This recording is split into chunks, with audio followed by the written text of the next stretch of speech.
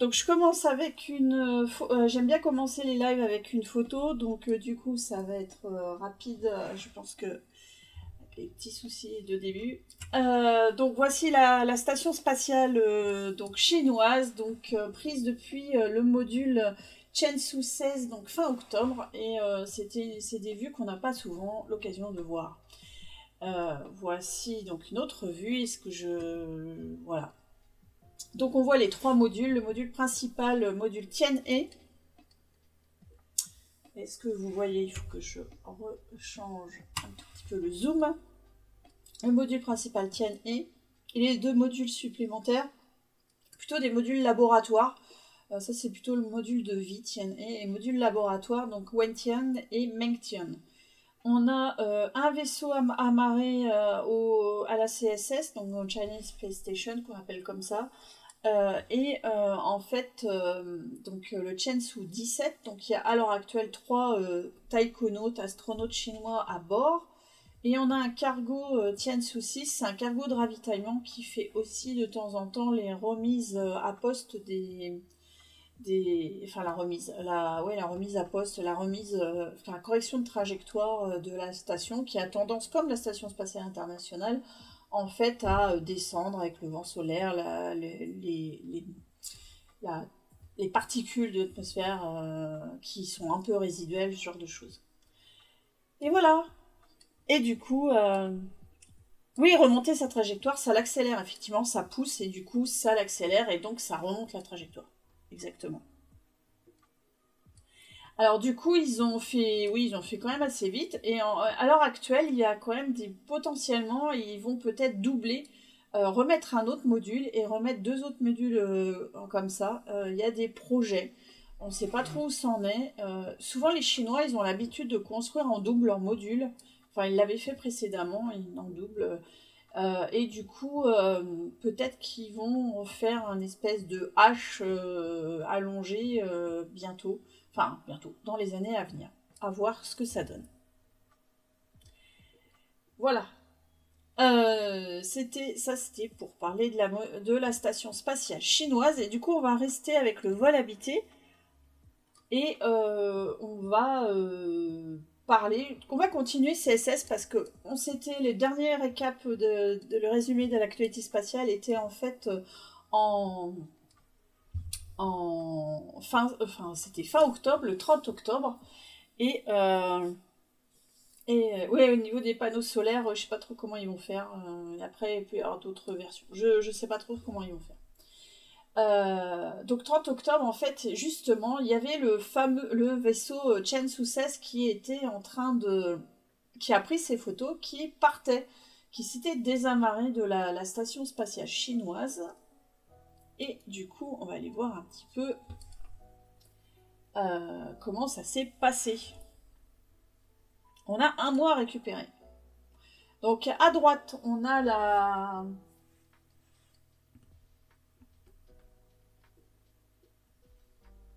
ça marche pas, d'accord.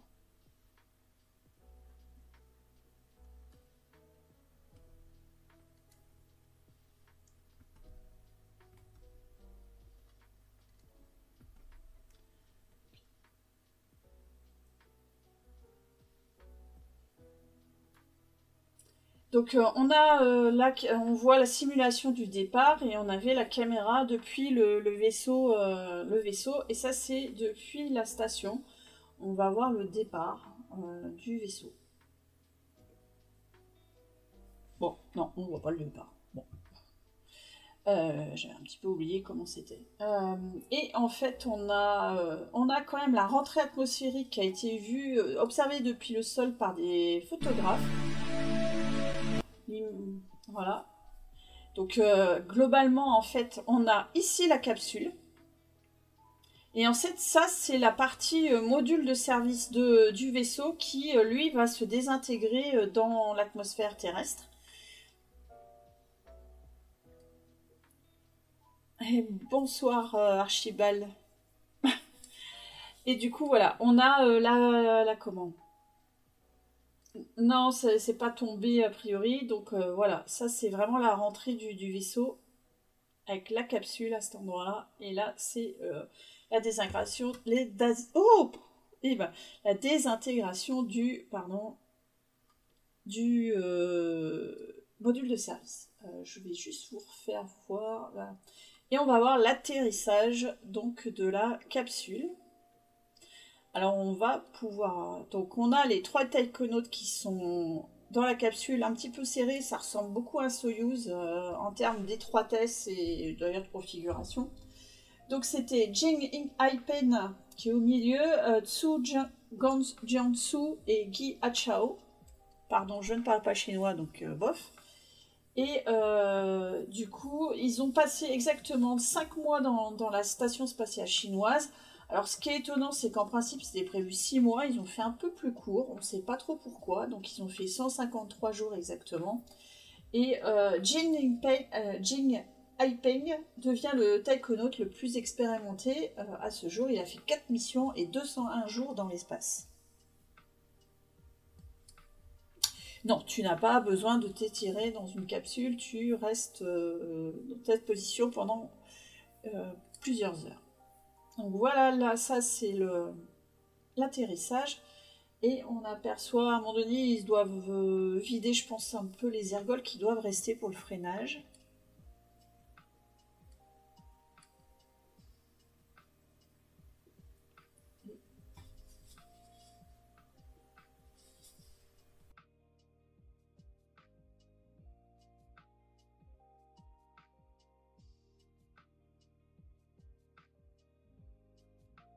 Et donc on a des rétrofusées qui s'allument. C'est vraiment le même principe que Soyouz pour amortir, freiner encore un peu plus la capsule. Alors ce qu'on voit, et on l'a vu plutôt sur une vidéo, une autre vidéo. Alors pourquoi je peux pas le voir? Ouais, un peu mieux. C'était sur internet. En fait,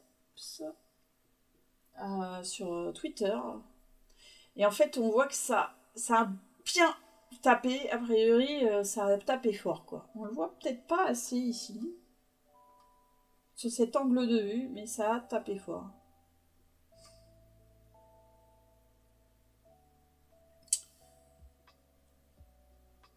Là, on voit que ça a un peu roulé, mais on le voit pas si bien sur cette... Enfin, ils ont fait quelques tonneaux, hein. Alors, combien ils ont passé de temps? En fait, ça s'est désamarré alors, attends. À 12h30 UTC le 30 octobre. Et ils ont atterri le 31 octobre à 0h13. Donc, eux, ils ont mis 12h30, un peu plus de... Enfin, à peu près 10h. 12h, voilà. À peu près 12h pour la descente. Alors que, par exemple, les Soyouz, maintenant, en 4 heures, tu l'as fait, quoi, le retour. Voilà. Ils ont pris un peu de temps, mais justement, ils ont pris le temps, en fait, de faire ces photos de la CSS. Alors, ce qu'on peut retrouver ici, en fait, c'est sur l'article que j'ai fait. Donc ça, c'est le vaisseau, le départ du vaisseau depuis la station. Donc, c'est uniquement ça qui est rentré, le milieu, là, la capsule qui est rentrée sur Terre. Le module de service, c'est ça qu'on voit se cracher dans l'atmosphère. Et il y a aussi le module orbital qui est parti un peu plus tôt.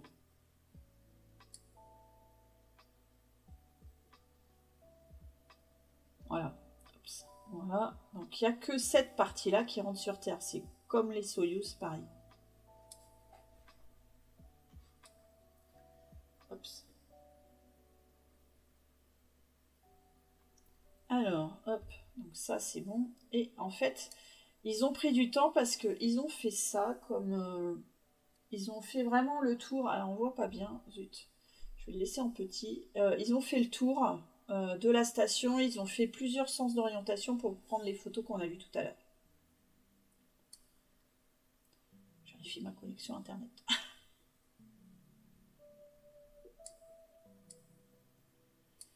Et voilà, et si vous en voulez voir plus, mieux chez vous, je vous mets le lien dans le chat.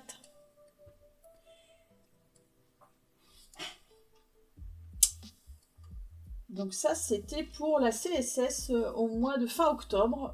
Depuis, donc il y a 3 taïkonautes qui étaient arrivés un petit peu avant.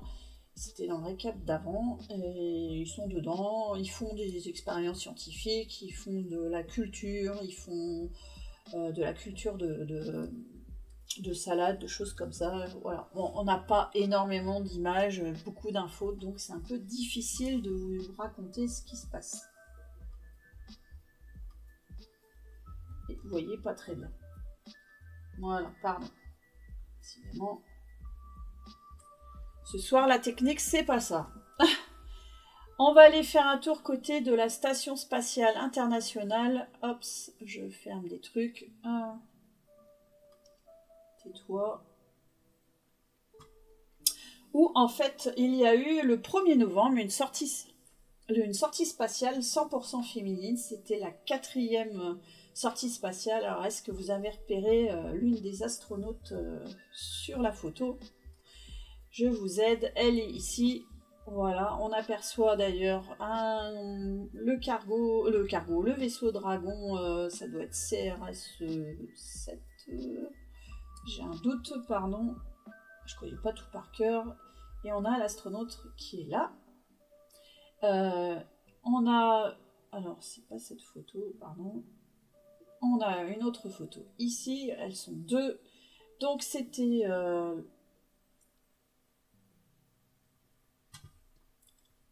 Hops, hops, hops. Voilà. Alors. Hops. Donc, on a Laura Loara qui est en train de travailler. Et il y avait Jasmine Mokbeli. Il faut savoir qu'à l'heure actuelle, les 2 seuls astronautes américains à bord de l'ISS sont des Américaines. Voilà. De toute façon. Donc, ça pouvait être... à l'heure actuelle, c'est ce qu'il y a dans l'expédition 70, le 70e équipage à bord de l'ISS. Et ils ont fait plusieurs activités. Elles ont eu beaucoup de difficultés pendant leur sortie spatiale. Elles devaient déconnecter un équipement, ça s'est pas très bien passé. Elles devaient en mettre d'autres. Enfin voilà, c'est pour replacer un système sur un des panneaux solaires qui permet la rotation des panneaux solaires. Ils ont eu un peu de mal. Et en plus, malheureusement, il s'est passé un petit incident. Jasmine a perdu un sac avec des... ouais, c'est ça. Un sac avec des outils dedans. À un moment donné, comme justement elle avait des difficultés, le sac est parti. Le sac a été du coup photographié après coup par l'astronaute japonais Satoshi Furukawa qui est à bord de la station aussi. Et donc il a pu le photographier. Ça a permis aux opérateurs de l'ISS au sol de voir sur quelle orbite il était. Il a été aussi catalogué en tant que tel. Et fort heureusement, ce sac ne présente pas de danger pour la station. Il aurait été laissé sur une orbite... je sais pas, plus dans le sens, on va dire, de marche de l'ISS, ça aurait pu être un peu problématique. Alors, ça a fait les journaux, les gros titres de certains journaux, ou du moins des encarts, tout ça, ça a été perdu. C'est pas la première fois qu'il y a des outils, ou des morceaux, ou des sacs qui ont été perdus. Ça arrive malheureusement de temps en temps. Bon, voilà, c'est arrivé sur cette EVA 89.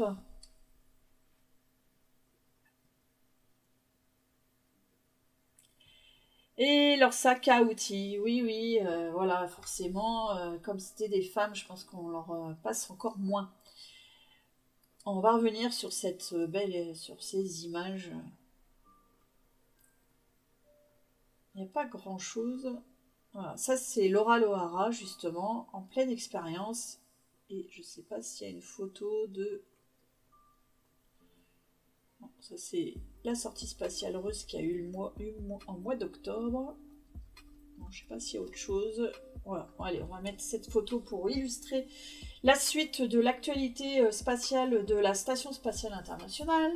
Donc, il y a eu, alors le 9 novembre, le cargo Progress MS-24 qui est attaché à la station a donné une impulsion suffisante pour relever l'orbite de l'ISS pour préparer l'arrivée du prochain cargo. Et le 10 novembre, ce même cargo Progress, il a effectué un allumage de ses moteurs pour aussi encore changer l'orbite de l'ISS, mais cette fois-ci pour éviter un débris spatial. Le problème, c'est que ça commence à devenir assez régulier, qu'il y ait besoin de faire des manœuvres d'évitement de débris spatiaux pour l'ISS.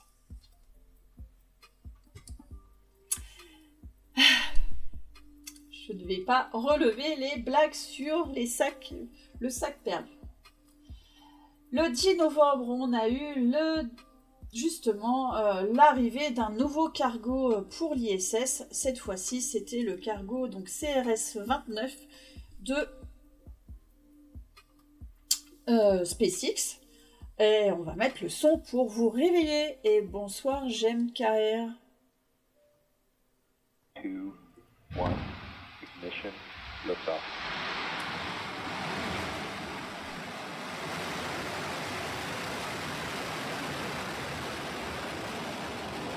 Vehicle pitching downrange. Engine chamber pressure is nominal.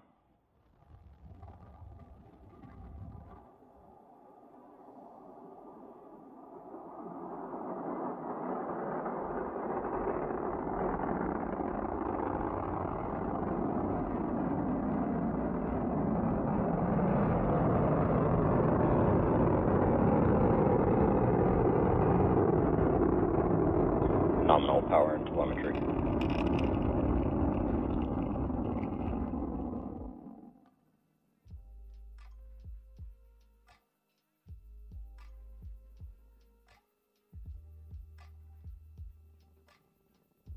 Falcon 9 is supersonic.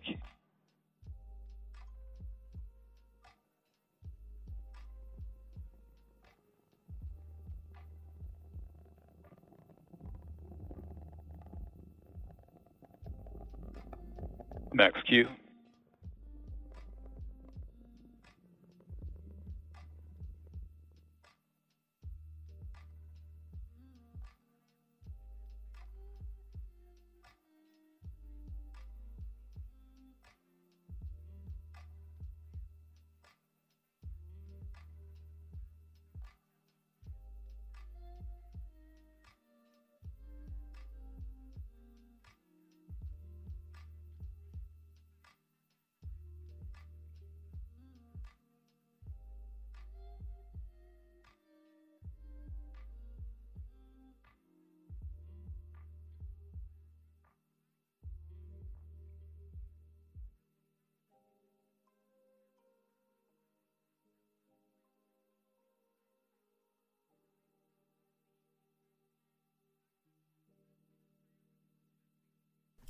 Oups, merci.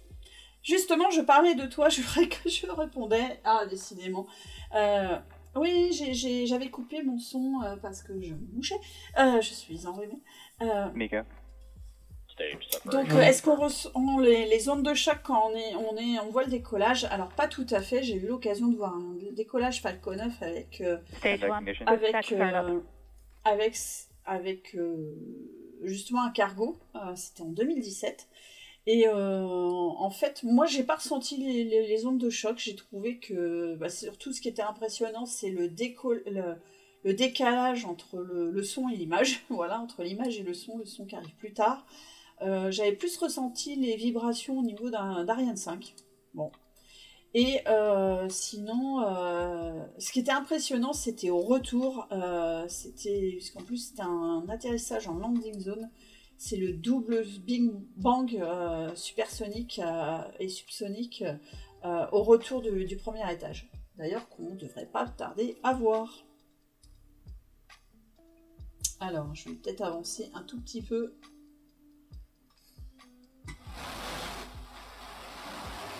Stage 1 landing leg deploy.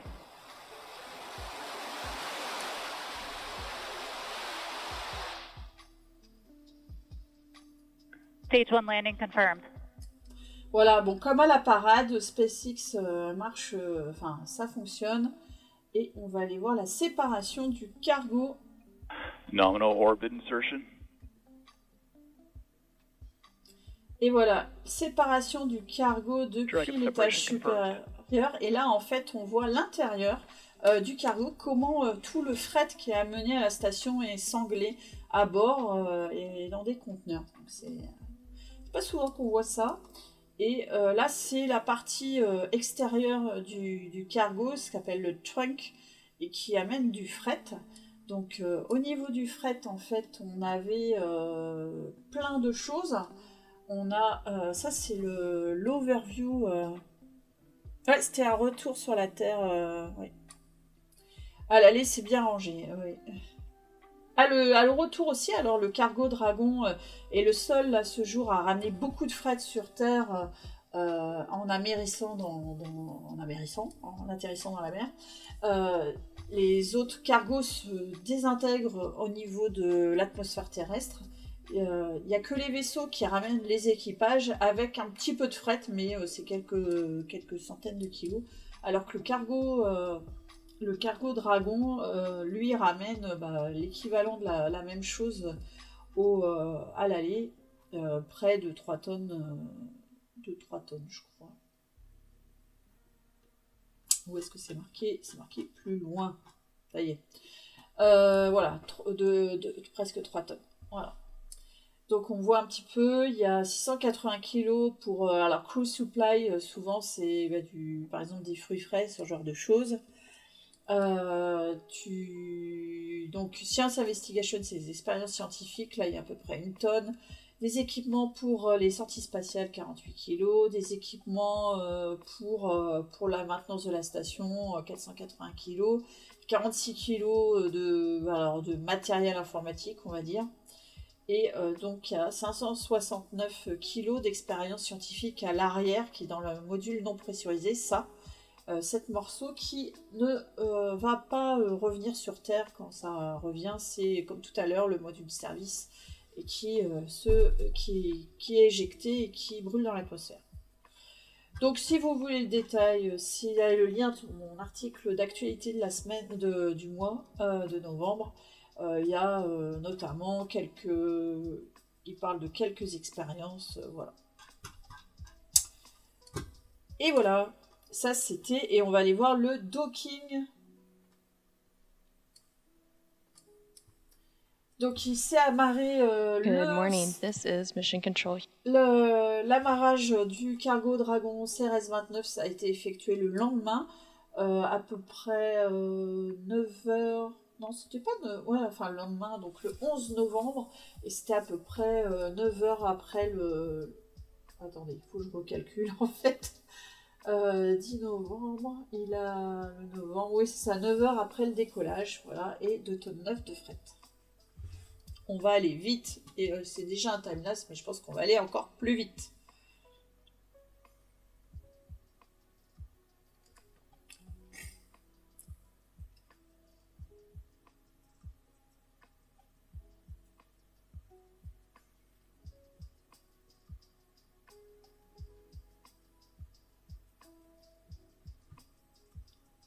Pourquoi ça marche pas? Ah, si je mets pas le...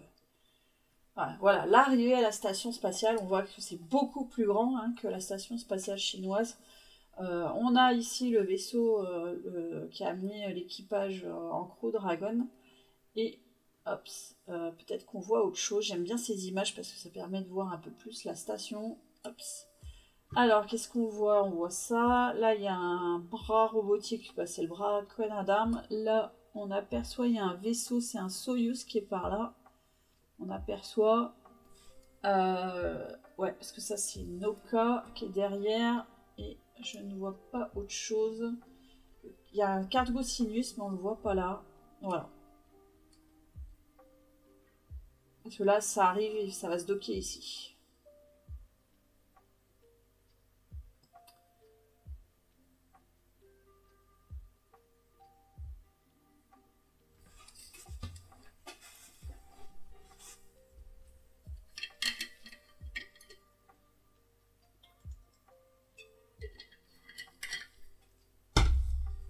Allez, je pense qu'on va aller plus loin parce qu'on va pas les voir mieux.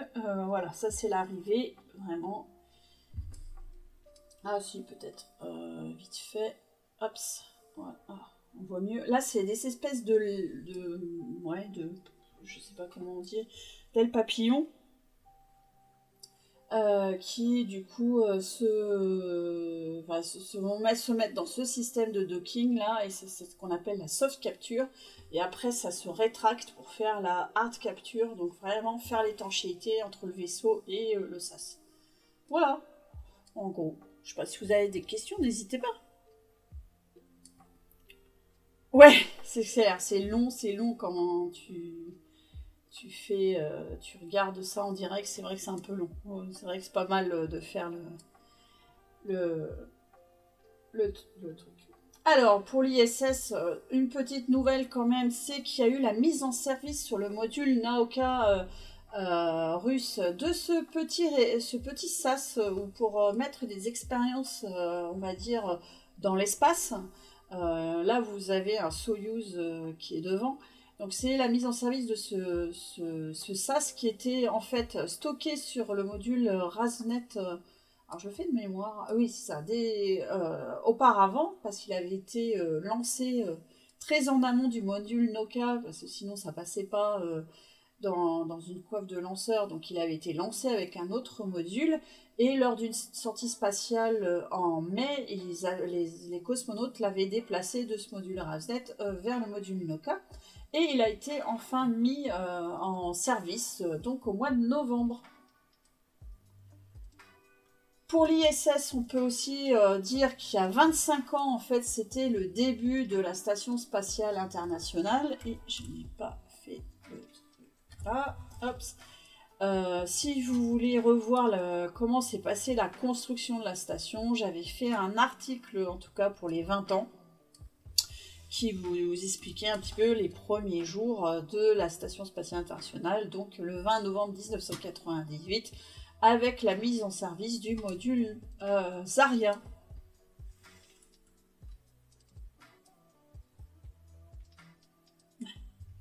Je ne sais pas, Lord Gibus.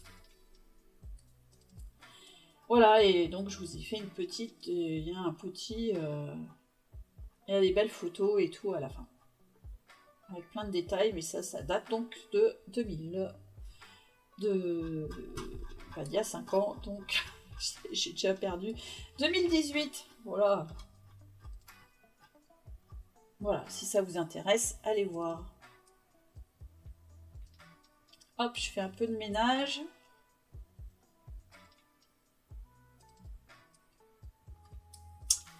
Et on va passer aussi à un autre anniversaire pour le vol habité, c'était le module Space Lab.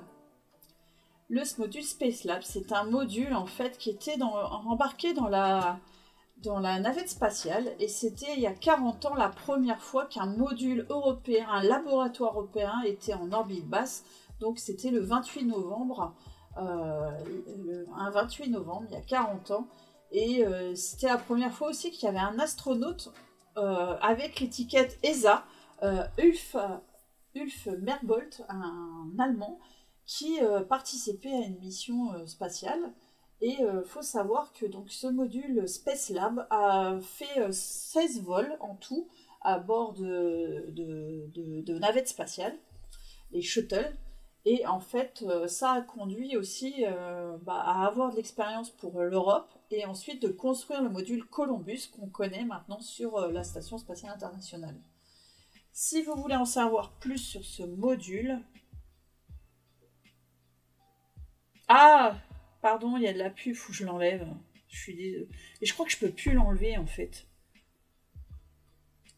Donc je vous parlais du module Space Lab, qui a 40 ans. Et si vous voulez en savoir plus sur cet article de l'ESA, et donc du premier vol de ce module européen qui a donné finalement naissance à Columbus pour l'ISS. Cet article est en anglais, mais bon, voilà. Pour finir avec la Station Spatiale Internationale, on va parler du décollage du cargo Progress, du départ du cargo Progress MS-23 qui est parti donc de l'ISS le 29 novembre, et qui a fait une désorbitation et après voilà un peu moins de 4 heures enfin 3 heures et quelques d'ailleurs, désorbitation 3 heures et quelques après le désamarrage, et à peu près 4 heures après il s'est désagrégé dans l'atmosphère terrestre au-dessus du Pacifique, à l'est de la Nouvelle-Zélande. Et on va aller vite parce que c'est pas très intéressant. Là, c'est même déjà rapide, mais voilà, ça c'est le départ. Et le truc intéressant, c'est que la... Ouh, je crois que ça n'avait pas marché. Il y a Jasmine Mowgli qui a photographié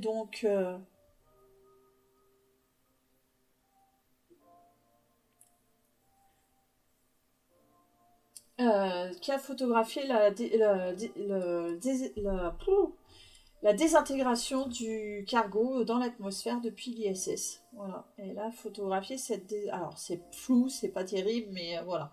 C'est des choses qu'on voit pas forcément très souvent. Voilà. Elle a réussi à le suivre. C'est une remarque sexiste, Lord Gibus, je trouve. Voilà. Voilà, j'ai fini avec les nouvelles de l'ISS et on va passer à une nouvelle un peu moins sympathique. J'en ai même 3 finalement. C'est les décès d'astronautes. On a eu la disparition de l'astronaute de la NASA, ex-astronaute de la NASA, Ken Mattingly, pilote d'essai de la Navy. Il a été sélectionné en 1966. Et il n'avait pas pu voler sur Apollo 13 pour raison médicale, mais avec Apollo 16, il a fait quand même le tour de la Lune en 1972, et il a aussi commandé 2 missions de navette. Donc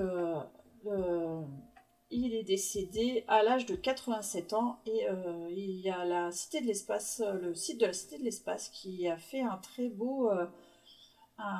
bel hommage sur son site à Ken Mattingly. Et on a également un autre décès, c'est le décès de l'astronaute Frank Borman, astronaute des missions Gemini 7 et Apollo 8, qui est décédé à l'âge de 95 ans le 7 novembre. Ça, c'est une photo de lui en train de faire des essais pour Gemini 7, donc en 1965. Vraiment parmi les pionniers. Et pareil, la Cité de l'Espace a fait un article, moi j'en avais pas fait, j'ai pas eu le temps. Et puis c'est pas très marrant. donc c'est le commandant d'Apollo 8 qui nous a quittés effectivement, et c'est la première mission autour de la Lune et qui a permis de faire les célèbres clichés de la Terre vue de loin. Voilà, très bel hommage également. Voilà. Le lever de terre, le fameux lever de terre. Je vous conseille, si vous voulez, aller voir. Donc malheureusement, les astronautes d'Apollo, il y en a de moins en moins qui sont vivants. Et petite coupure de secondes.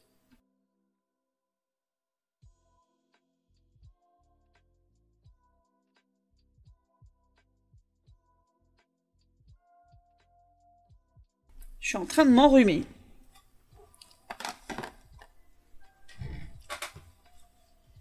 Et oui, le temps passe. Et on a eu aussi un autre décès d'astronaute, alors beaucoup moins connu, c'est l'astronaute Mary Cleave.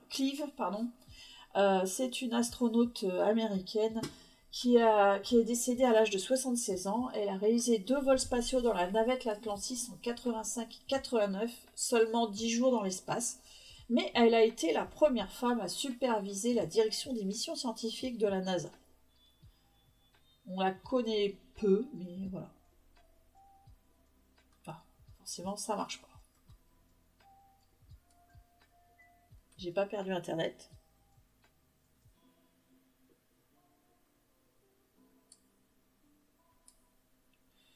Voilà.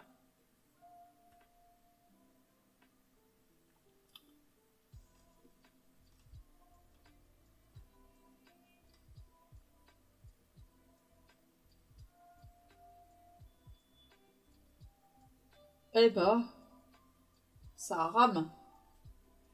Oh, je suis en train de perdre internet. Non, c'est bon. Là, c'est par exemple en vol parabolique, en avion 0G, ce qu'on appelle en entraînement en microgravité pendant quelques secondes. Voilà, ça c'était pour les mauvaises nouvelles, on va dire. 3 décès d'astronautes au mois de novembre.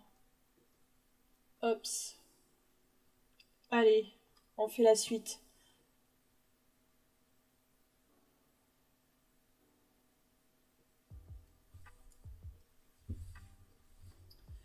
La suite, c'est le vol... Oula. Ça, c'est pas ce que je voulais, là.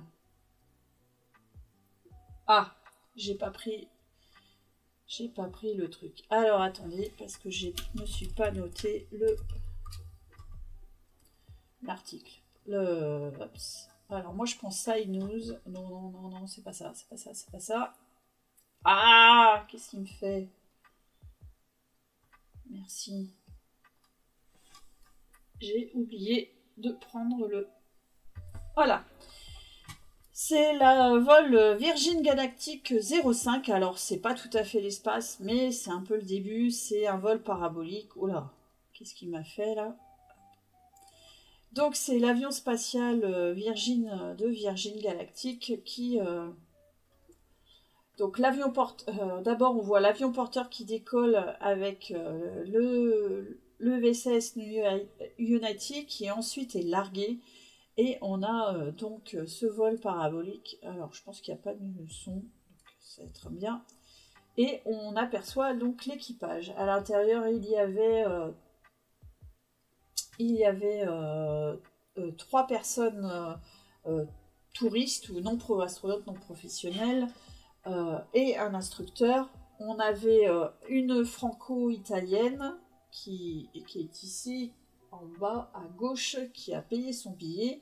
Et ensuite on avait Kelly Gerardi qui est une personne qui fait de la recherche scientifique, qui fait beaucoup de vulgarisation sur YouTube, ce genre de choses, qui a mené quelques expériences, on a aperçu. Et ensuite on avait Alan Stern qui est un scientifique américain aussi qui a fait quelques expériences scientifiques pendant ce vol. Ça dure, mine de rien, pas très longtemps. Ils sont à peu près 14 minutes, vraiment dans la frontière de l'espace. Voilà. Donc c'est quand même Galactic 05, le cinquième vol commercial de Virgin Galactic. Ils vont faire une pause puisqu'ils sont en train de développer un autre vaisseau. Peut-être que les prochains, il n'y aura pas d'instructeur aussi à l'intérieur, donc ils font un certain nombre de choses. Alors Virgin Galactic, c'est pas fini. Après, peut-être qu'ils font un peu moins... Enfin, c'est peut-être pas très rentable quand même, et donc je sais pas trop quel est l'avenir. Par contre, Virgin... mince. Oh, j'ai un trou de mémoire. Virgin Orbit, oui, ça c'est fini. Il n'y a plus de vol avec une fusée captive sous un avion, ça c'est fini.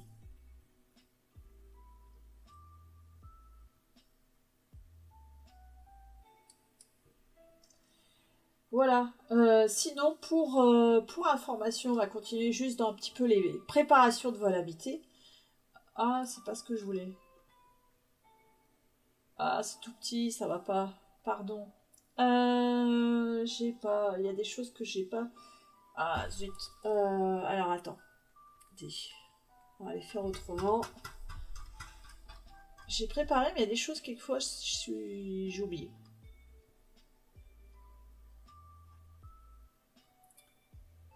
Et qu'est-ce qui se passe? Karine n'est pas là. Hops. Alors, hop. Pourquoi j'ai pas... Ah, voilà, c'est ça que je voulais. Ça, c'est quoi? C'est le vaisseau Orion pour Artemis 2 qui est en phase d'assemblage. Ça se prépare, c'est dans un an, dans à peu près un an, si tout va bien, même moins d'un an. On aura le premier équipage autour de la Lune depuis 1972. Et c'est ce vaisseau, on aperçoit la capsule qui a été mise en fait, qui a été intégrée avec, qui est en cours d'intégration avec le module de service européen, qui est oui, européen de l'ESA. Donc la capsule a été couplée au module de service. Ils ont commencé les tests électriques de vérification que tout fonctionnait, parce que le module de service est relié électriquement à la capsule. C'est par exemple lui qui donne l'alimentation électrique avec ses panneaux solaires.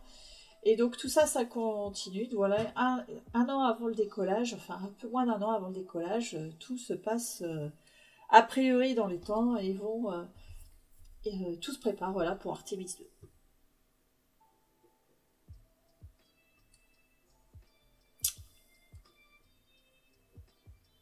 Autre info sur les vols habités, et j'aurais fini avec ça, c'est l'annonce de l'Agence spatiale canadienne. Ça va vous réveiller. C'est Joshua Kutrick qui donc a été officiellement nommé pour être le prochain Canadien à aller dans la Station spatiale internationale. Et il sera à bord de la première mission opérationnelle du Starliner. Le lancement est prévu que pour début 2025 au plus tôt. Voilà. Donc on a le prochain Canadien dans l'espace, Joshua Kutrick. Sauf si Jenny, dans l'ISS, pardon, puisque il est prévu dans Artemis 2, donc je vous ai dit la mission, la prochaine mission autour de la Lune, donc Artemis 2, il y aura Jeremy Hansen qui est un astronaute canadien qui fait partie de l'équipage. Et à l'occasion de cette annonce de l'Agence spatiale canadienne le 22 novembre, l'agence a nommé Jenny Gibbons comme astronaute de réserve de la mission Artemis 2. Donc, si Jeremy Hansen a un souci quelconque, notamment médical, Jenny s'entraîne également pour le remplacer. Et on la voit ici en tenue, en combinaison de vol Artemis, en train d'essayer son siège.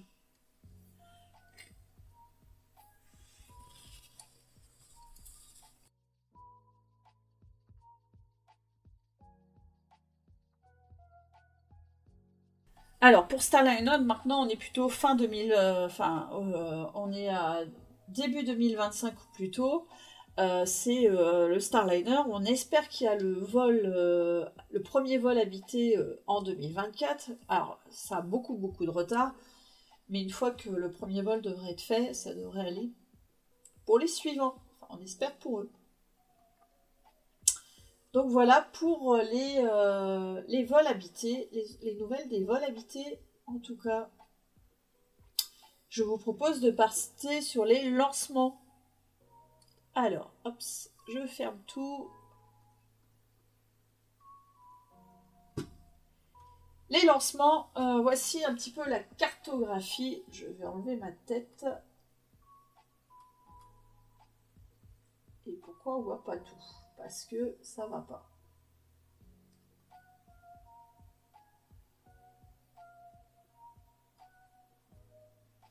Ah, c'est un peu casse-pied, on voit pas bien.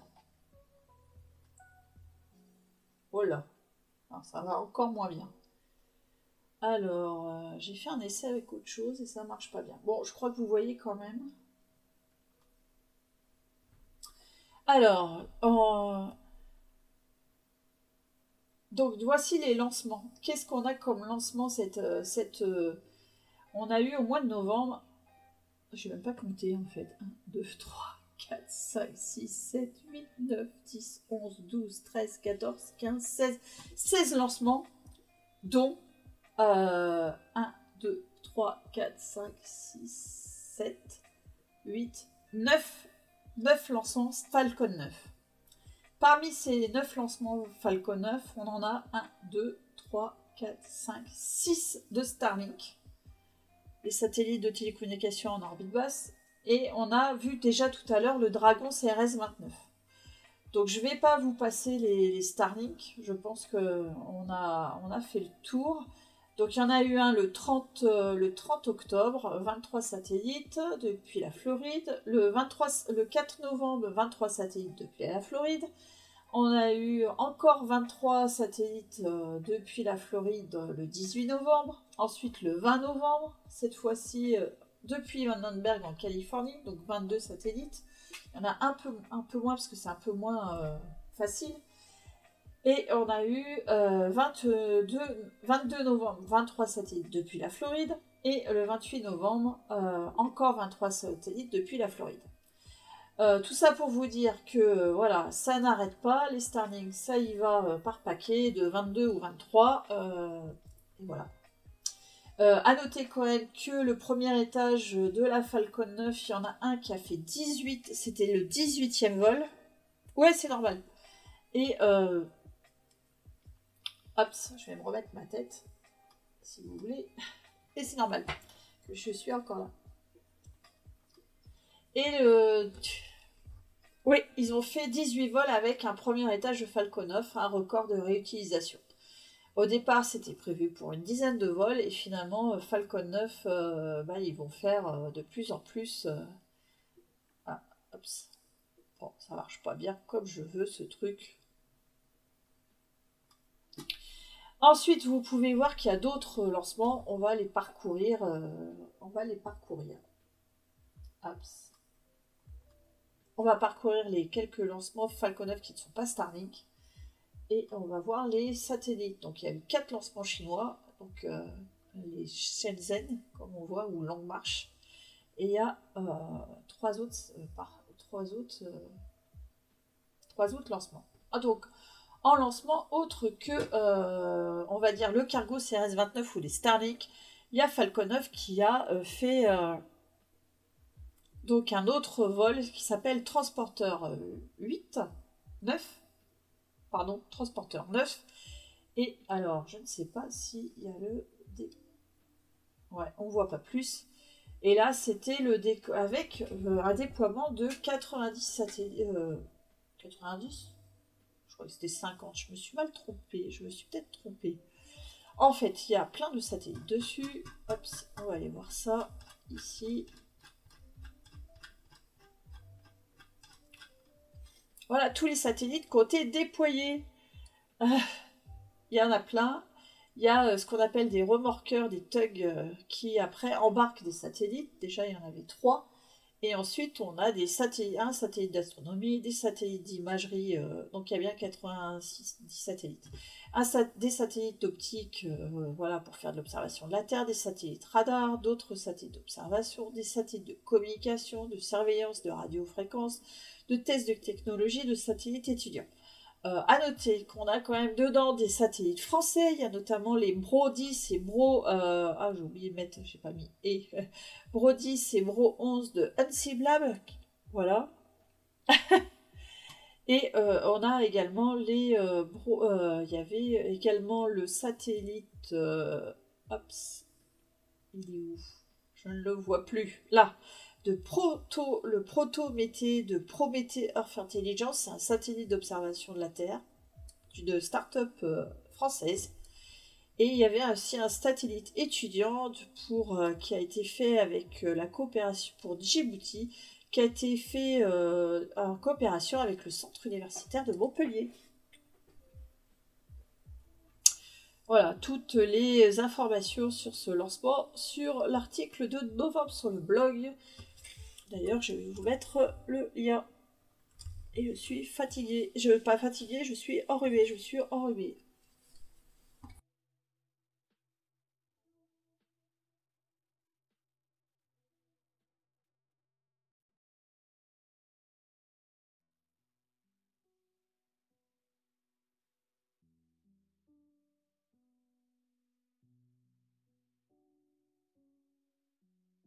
Excusez-moi. Ah voilà, mais vous n'aviez pas la caméra, donc c'est pas plus mal. Voilà. Et bonsoir à ceux qui nous rejoignent. Je vois qu'il y a des gens en plus. Donc on revoit l'actualité des lancements pour l'instant. Oups, j'ai perdu le chat. Merci. On était donc sur lancement Falcon 9 avec 6 satellites, 6 lancements Starlink. Et en novembre, et là le transporteur 9, je vais arriver, donc ce qu'on appelle transporteur neuf, donc c'est une multitude de satellites qui sont embarqués. Et je m'aperçois que je n'ai pas mis la photo justement de ces satellites mis sous coiffe. Enfin, j'allais le remettre. On avait aussi un autre lancement, cette fois-ci, c'est des satellites de télécommunication en orbite moyenne qui s'appellent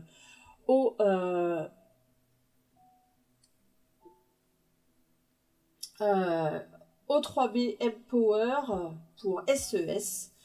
Tout s'est bien passé. Voilà. Atterrissage du premier étage. Enfin, tout comme d'hab. Je ne vais pas aller plus loin. Et vous avez les vidéos soit sur Side, soit ils sont aussi dans l'article. Et on va aller surtout voir, évidemment, on va revenir sur le décollage de Starship. Ouais, d'ailleurs, je n'ai pas mis la vidéo. Donc pareil, il y a un article dédié. On a... si vous aviez raté... 10, 9, 8, 7, 6, 5, 4, 3, 2, 1.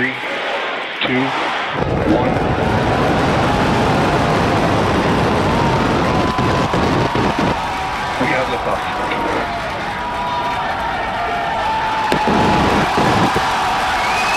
Vehicle pitching downrange.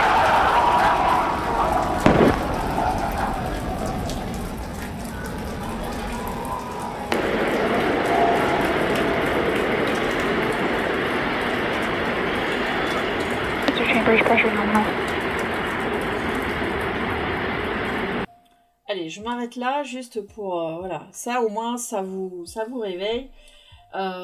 J'ai fait arrêter exclusivement. Là, du second vol, seconde tentative de vol de Starship, on a dépassé le premier vol à plusieurs niveaux. Déjà, les 33 moteurs du booster, donc du premier étage, ont fonctionné nominalement, a priori. En tout cas, ils s'étaient allumés pendant tout le temps de l'ascension. Ça, c'est déjà un premier point, vraiment. Ensuite, on a eu quand même ce qu'on appelle le hot stage. Alors, pourquoi je ne l'ai pas? Ça, c'est une autre vue. Ouais, ça, c'était la vue en... Non, c'est pas ça que je voulais. En fait, tout le monde... Ah, tiens, ça marche plus. C'est pas terrible. Alors, il faut que j'aille chercher ça. Pardon. On va y arriver. Hop, hop, hop, hop, Starship. Hop. On va refaire.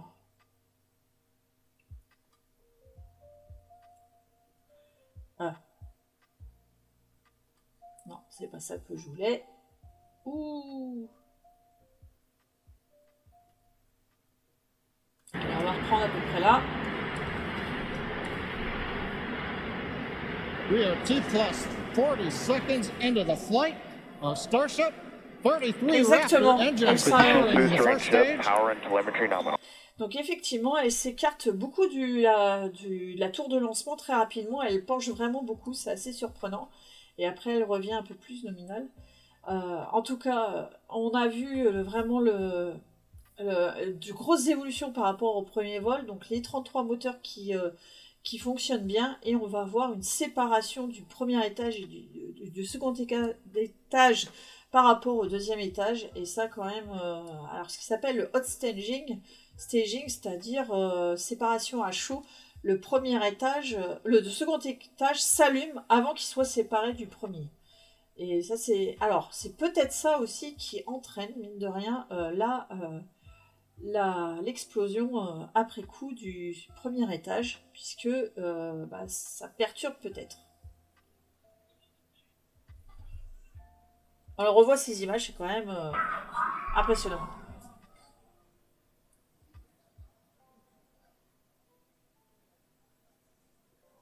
Engine power continues to look nominal on 33 Raptor engines. We're about to shut down the first stage and perform staging. Let's watch and listen. Là, on aperçoit que ça commence, ils doivent commencer à allumer des choses ou d'éjecter. Il va y avoir quelque chose.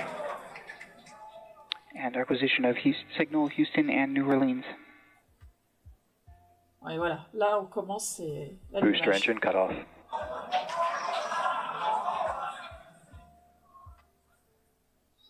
Et là, Stage separation. Booster startup. Ship engine ignition.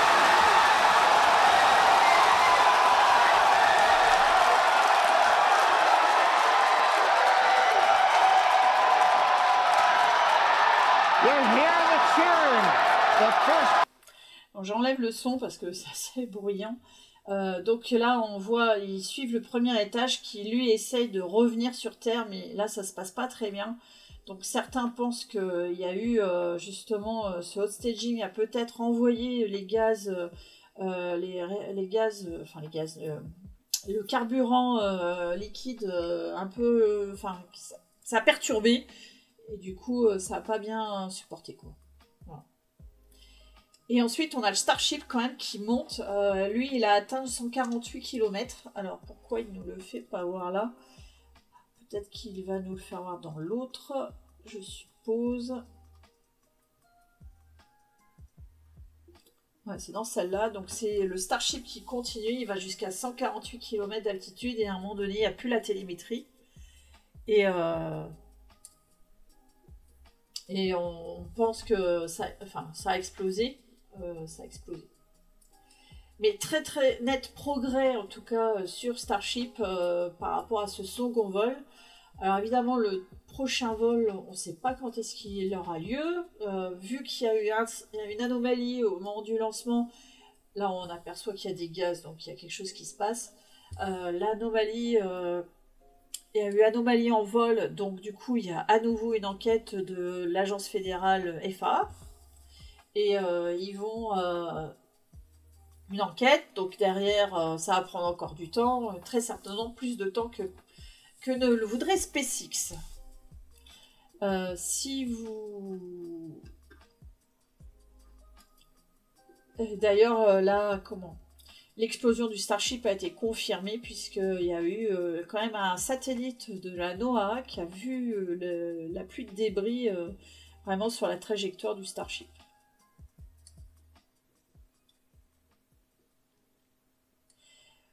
Et a priori, le pas de tir, cette fois-ci, a peu subi de dommages. Donc la plaque, l'espèce de circulation d'eau pour amortir les vibrations, plus une plaque de métal et tout, a dû suffire. À suivre, on n'a pas forcément vu tout, mais voilà.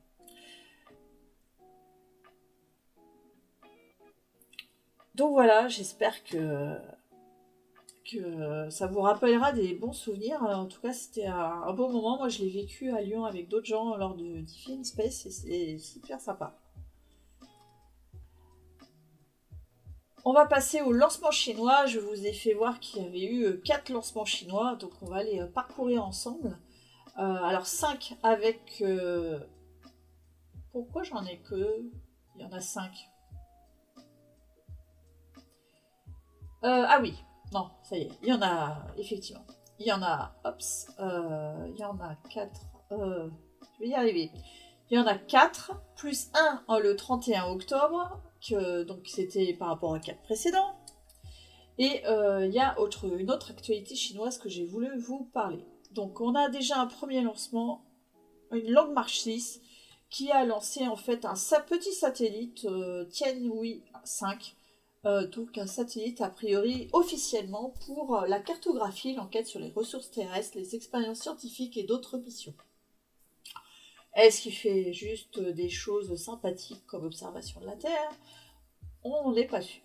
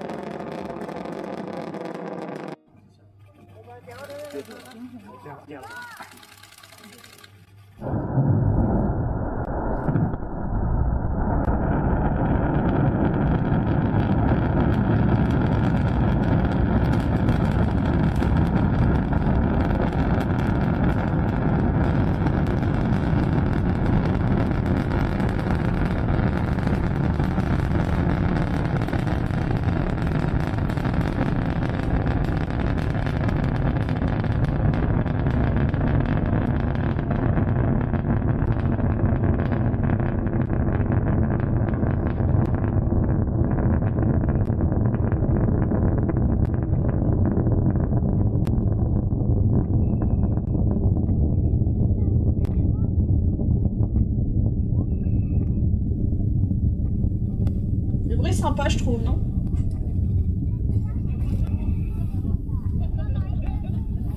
Ah.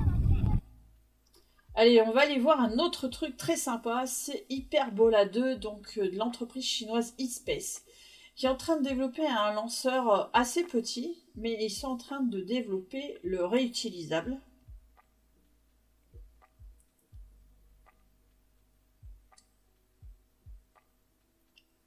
Et ils ont fait donc début novembre un test vertical de VTLV, Vertical Takeoff, Vertical Landing. Ce premier étage donc de ce prototype réutilisable est propulsé au méthane oxygène liquide et le moteur a 15 tonnes de poussée. Bon, c'est pas énorme, mais l'altitude atteinte a été à peu près de 200 mètres. Et il faut savoir que hier, ils ont refait ce même test et là c'est monté à 250 mètres. Et on voit qu'ils maîtrisent le stationnaire et tout. Ils sont confiants parce que quand on voit qu'il y a les camions juste à côté, ils sont quand même super confiants de ce qu'ils font, quoi.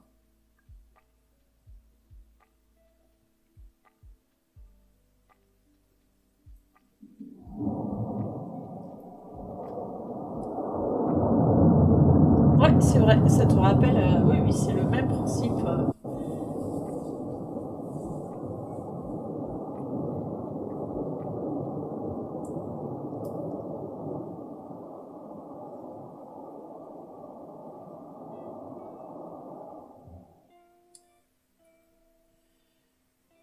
Oh, ils sont en train de tester le réutilisable, ils partagent des photos, ils partagent les images, ça c'est super intéressant. Allez, on va aller voir un autre lancement, c'est le lancement depuis Wenchang. Donc c'est une île au sud de la Chine. C'était une longue marche 7 avec un satellite classifié ou quelque chose, le TJS-10, qui ferait peut-être des tests de communication sur orbite géostationnaire. On ne sait pas trop, c'est un satellite militaire. Un militaire, on ne sait pas trop ce qu'ils font, voilà. Et c'était en tout cas ce décollage depuis Wenchang. Il n'y avait pas eu beaucoup de photos ou des choses, si quand même. Pardon, il y a, j'allais dire une bêtise. Il y a quand même eu partagés, c'est des photos, des images de la séparation. Alors j'enlève le son. De la séparation des boosters, voilà, quand même vu depuis le sol, il y a quelqu'un qui a fait de superbes images. Les boosters qui font leur vie, on va dire.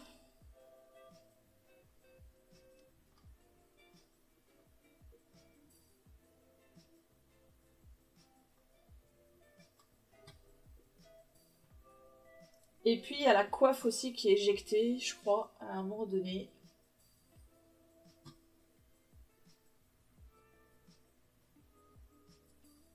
Et il y a l'éjection du premier étage. Belles images.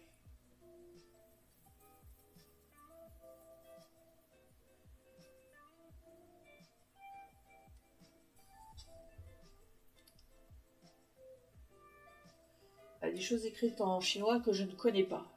Donc il y a les boosters là qui vivent leur vie, qui... Voilà.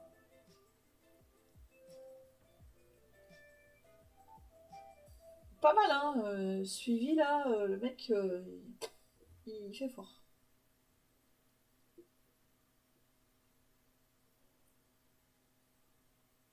Là, on a aperçu un bout. Je crois que c'est ça, la tout coiffe qui est partie. C'était rapide, hein.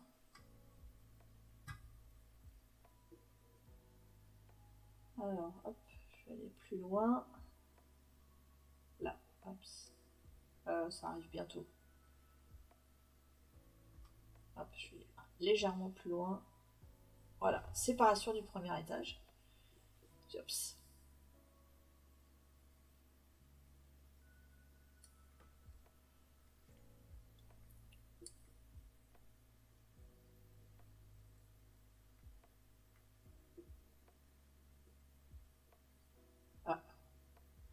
Je n'ai pas perdu internet pour l'instant, depuis.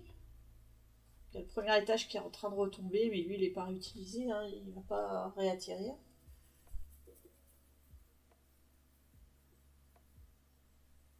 Je sais pas pourquoi il met premier étage. Ah, c'était la longue marche 6 et pas la longue marche 7, je me suis trompée. Non, non. Ah, c'était le vol d'avant, je me suis trompée, pardon.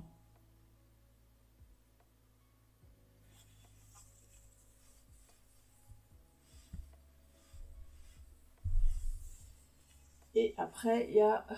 Voilà, là, ils sont en train de passiver, ce qu'on appelle passiver le premier étage, c'est enlever tout le carburant et tout, le vider, pour éviter que ça retombe avec les ergols, les carburants toxiques quelque part. Surtout que oui, c'était Longue Marche 6, donc du coup, c'était depuis Taiyuan, pardon, je me suis trompée, c'était le vol précédent, et c'était le... Et du coup, c'était depuis le centre de la Chine. Pardon, je me suis trompée. Je vois que je me suis un peu bananie. Ok. Ensuite, on a eu le 9 novembre une longue marche 3B. Ça, c'est le cheval de bataille de la Chine. C'est le lanceur qu'on voit très souvent. Là, c'était la Misura. C'est le lanceur, un des lanceurs les plus capables, enfin en capacité de lancement. Il a lancé le satellite de télécommunication ChinaSat 6E ou Chongqing 6E. Et c'était depuis Xichang. Et c'était donc en place l'orbite visée de c'était l'orbite de transfert géostationnaire. Et c'était le 52e. Ah.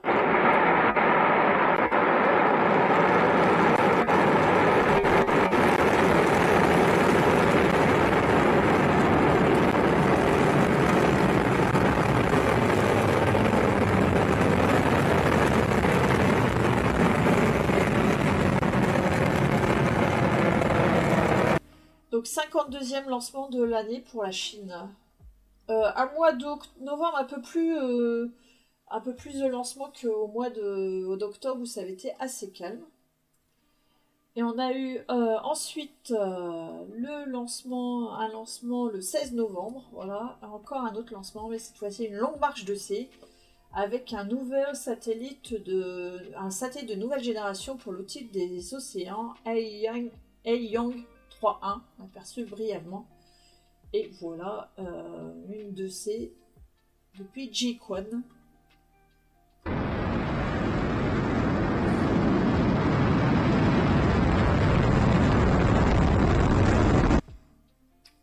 Donc on a eu droit à tous les pas de tir qui existent en Chine, en tout cas au mois de novembre.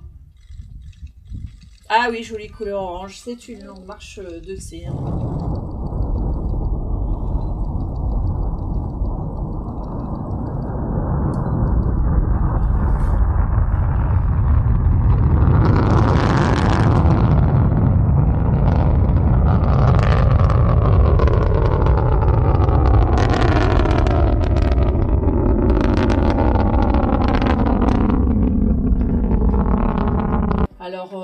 Peut-être moins de satellites de télécommunication. Alors les Starlink sont des satellites de télécommunication en orbite basse, après en orbite géostationnaire il y en a peut-être moins parce que les satellites télécom à l'heure actuelle ils durent entre 20 et 25 ans quoi. Donc c'est sûr que et après c'est par vague en fait. Et on a donc une longue marche 2D, cette fois-ci, qui a décollé le 23 novembre, et avec 3 charges utiles, Cheng Xing 20. Et a priori, c'est pour tester la technologie Internet par satellite, justement, depuis l'orbite basse. Ils vont, eux aussi, la Chine commence à regarder l'orbite basse pour les satellites de télécommunication.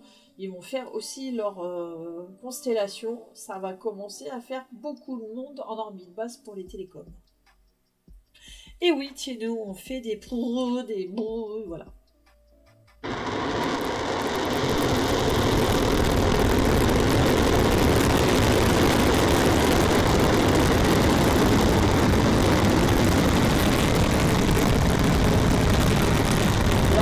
Je vais aller vite sur celle-là parce que je vais vous faire voir une autre vidéo qui a été publiée sur les réseaux.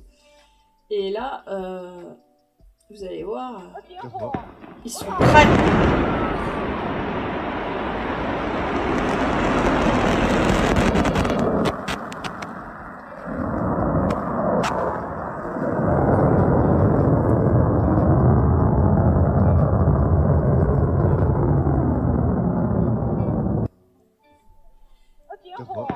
Je pense que là, eux, ils sont vraiment très très près en fait. Là, ils sont vraiment très près. Si ça se passe pas bien, je sais pas comment. Oui, je sais pas trop quoi. Ils sont vraiment très très proches. Hein.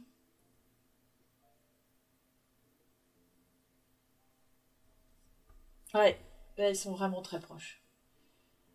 Bon, après, Soyouz, moi j'ai fait décollage Soyouz Thomas Pesquet, on était à moins d'1 kilomètre. Hein. C'était énorme. Hein. C'était trop près aussi. Hein. S'il serait passé quelque chose, je sais pas. Hein. Allez, hop, hop, je vous remets ça. Donc voilà, on a fait tous les lancements chinois. Et côté russe, on a eu quand même 2 lancements russes. On a eu... alors, moi, je sais pas beaucoup de choses, par contre.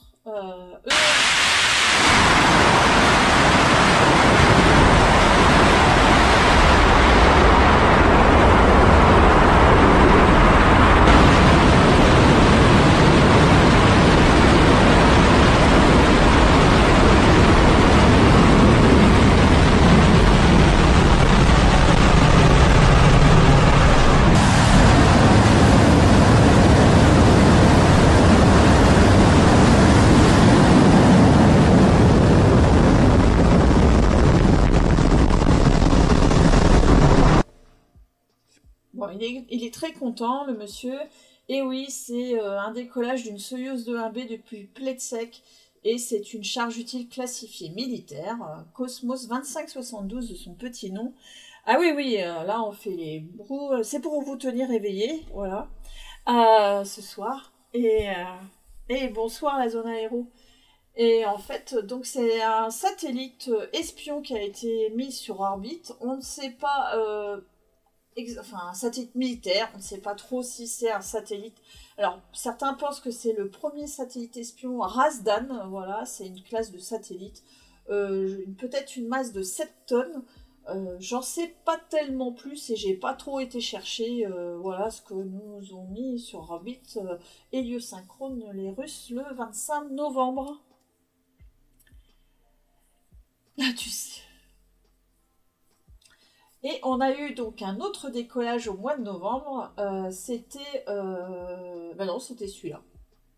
Pourquoi je l'ai 2 fois dans mon truc? C'était celui-là. Il n'y a eu qu'un seul lancement russe côté russe en novembre. Voilà. Et oui, pourquoi? Je ne sais pas pourquoi. En fait, c'est parce que le 1er décembre, en fait, on a eu un autre lancement russe. C'était pour la Station Spatiale Internationale. Tout à l'heure, on a vu un cargo qui était parti de la station et du coup il y a eu son remplaçant qui est arrivé mais qui a décollé uniquement le 1er décembre et ça on verra ça au prochain live. On va quand même parler des autres lanceurs, les lanceurs en développement et puis on va parler aussi d'Ariane 6. Alors les autres lancements, dans mon tableau on voit il y a Cholima 1.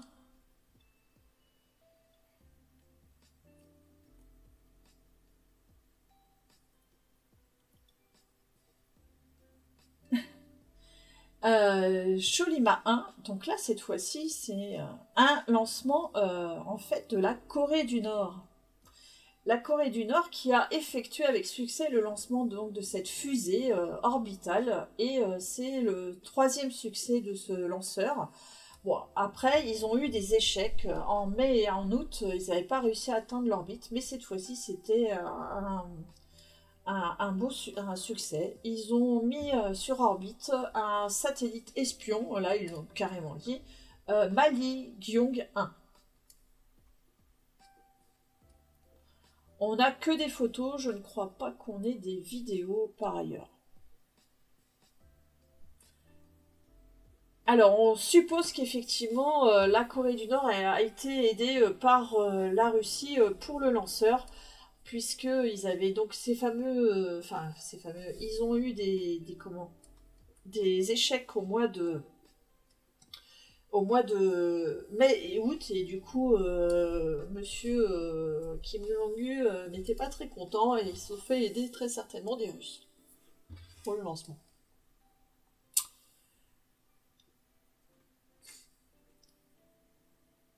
Allez, on va passer côté Europe, où évidemment il n'y a pas de lancement, il n'y a plus de lancement pour cette année, et on a quand même eu le Space Summit.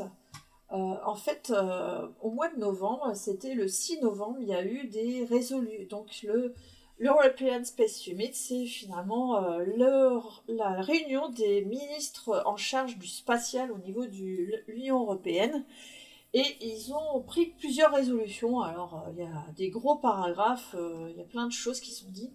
On va surtout prendre retenir parmi ces résolutions qu'il y a eu l'augmentation du soutien à l'exploitation d'Ariane 6 et de Vega C, donc l'Union européenne remet de l'argent par rapport à Ariane 6 et Vega C. C'est surtout Ariane Group notamment et Avio qui ont demandé des sous en plus. Et aussi, il y a une nouvelle assez importante qui a été décidée pendant ce Space Summit, c'est la décision que Avio Group pouvait commercialiser Vega en dehors d'Ariane Espace. Donc on a le constructeur, je ne sais pas si vous connaissez bien les mécanismes, mais en fait on a le constructeur qui est par exemple Ariane Group qui construit Ariane 5, construisait Ariane 5 et qui construit Ariane 6, passe en fait après par Ariane Espace qui est une division commerciale pour commercialiser et vendre les lanceurs Ariane aux opérateurs. Et aussi Avio qui donc fabrique, l'entreprise italienne qui fabrique les Vega et les Vega C, passait également aussi par Ariane Espace. Ils étaient obligés de faire comme ça pour commercialiser les vols Vega et Vega C. Et là, ils ont réussi à obtenir comme quoi ils pouvaient commercialiser en dehors d'Ariane Espace. Avio devient de plus en plus seul, faire sa cuisine, on va dire, faire un petit peu cavalier seul. C'est un peu bizarre. Sinon, on a aussi une grosse nouvelle, quelque chose d'intéressant pendant ce sommet européen, c'est l'appel d'offres pour un service de cargo de ravitaillement à destination de l'ISS à partir de 2028. L'ESA recommence à se dire qu'il va peut-être falloir quand même qu'on ait un peu nos cargos de ravitaillement. Alors le vol habité, on n'y en est pas encore, mais des cargos au moins de ravitaillement pour l'ISS et pour les futures stations spatiales en orbite basse. Et donc il y a très certainement plusieurs prétendants, dont celui en photo qui s'appelle Nix, de The Exploration Company, mais il devrait y avoir aussi Ariane Group qui devrait poser très certainement sa version cargo de Suzy. J'en ai parlé, il me semble, précédemment. Il y a aussi les Allemands de RFA qui veulent proposer un cargo Argo. Au final, il y en aura très simplement qu'un seul qui sera sélectionné. On va suivre tout ça.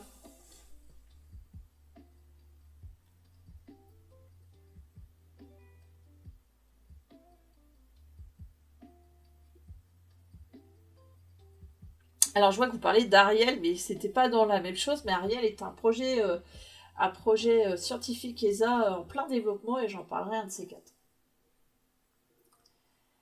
Allez, on va aller voir surtout, en tout cas, le truc intéressant, c'était, voilà, Ariane 6 qui a fait un test, et l'ESA qui a fait la retransmission en direct, et je l'ai fait en live,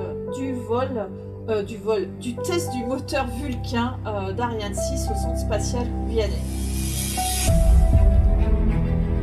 Donc on voit en fait l'ouverture, enfin le retrait du portique qui protège Ariane 6, c'est le même principe que Soyouz en Guyane. Il y a un portique, et ou Vega, et il y a aussi donc le test moteur.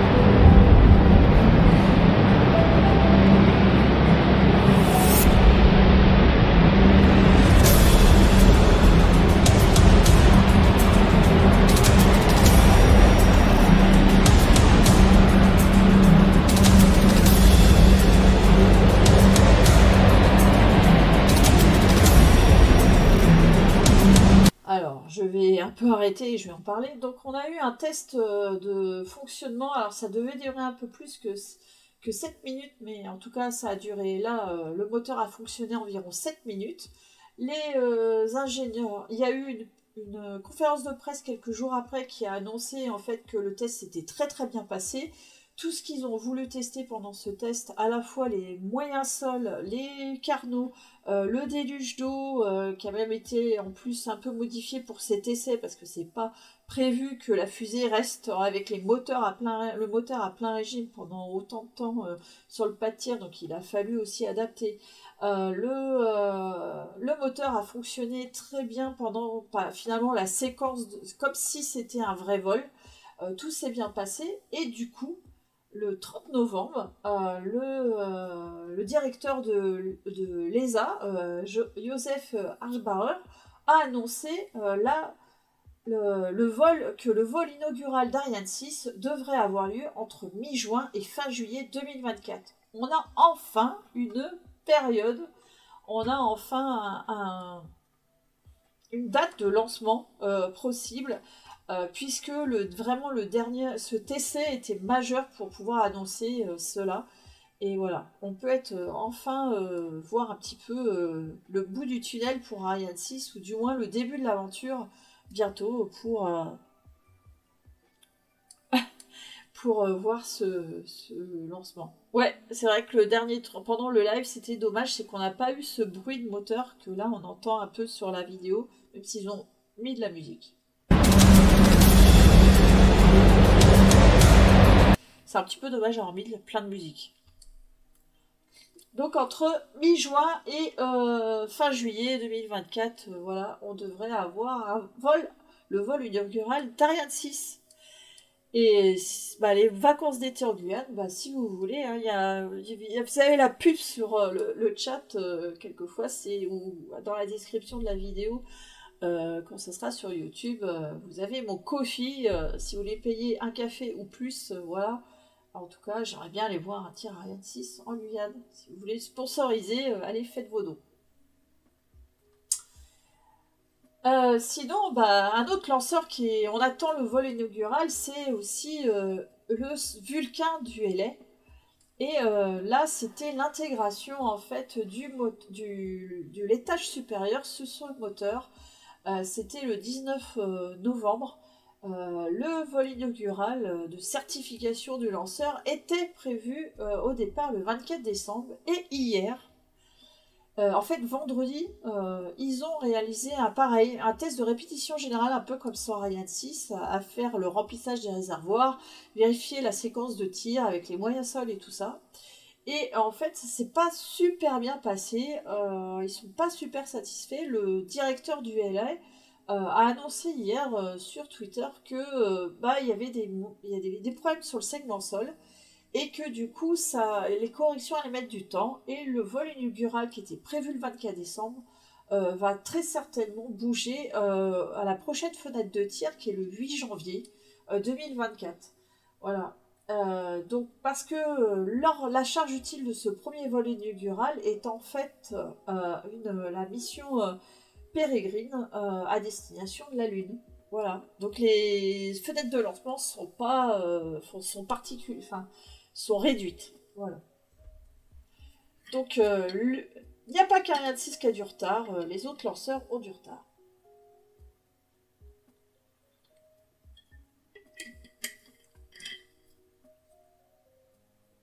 Ah, mais le 24 décembre, les Américains n'ont peur de rien. Après, les Russes, par exemple, font décoller très souvent des lanceurs le 25 décembre. Mais ils ne fêtent pas Noël comme nous. Un autre lanceur qui se fait attendre, c'est le lanceur New Glenn, le gros lanceur de Blue Origin. Mais a priori, ça progresse puisque un premier étage du lanceur New Glenn a été vu pour la première fois à l'extérieur de l'usine de Blue Origin à Cap Canaveral. Et le lancement, le vol inaugural a été fixé au plus tôt pour août 2024. Et à l'intérieur, en charge utile, il y aura 2 sondes de la NASA à destination de Mars. C'est la mission Escapade. Escape on Plasma Acceleration and Dynamic Explorer.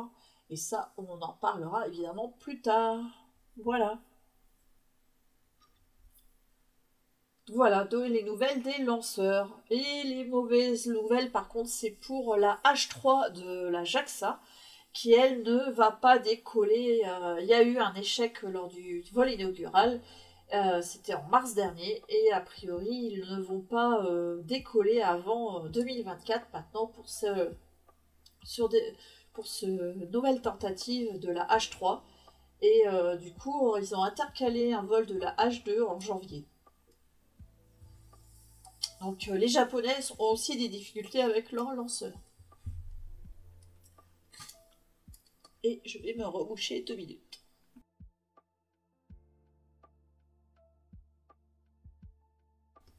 Je vais moucher, donc je vous remets Ariane 6.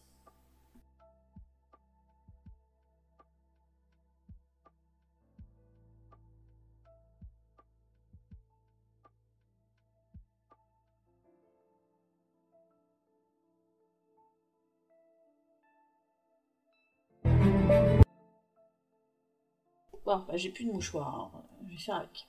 Allez.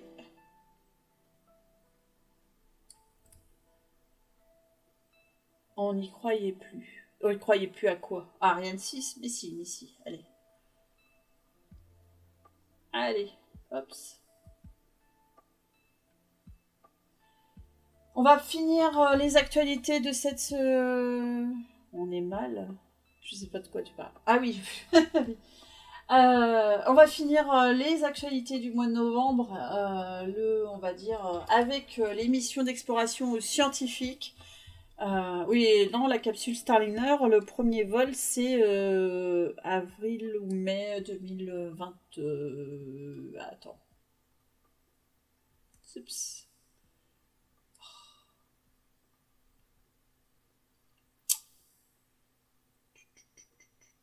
Là, hop.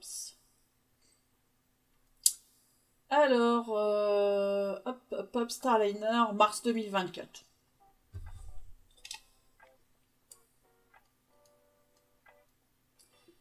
Mars 2024, on sera déjà à 8 décollages Crew Dragon. Voilà, bon. Parce que Crew 8 est prévu en février 2024. Ah oui, et ça, il faut que je mette à jour, puisque Polaris Dawn, décollage en avril 2024, au plus tôt, ça a été annoncé ce week-end. Je change tout ça. Voilà, vous voyez tous mes trucs. Ah!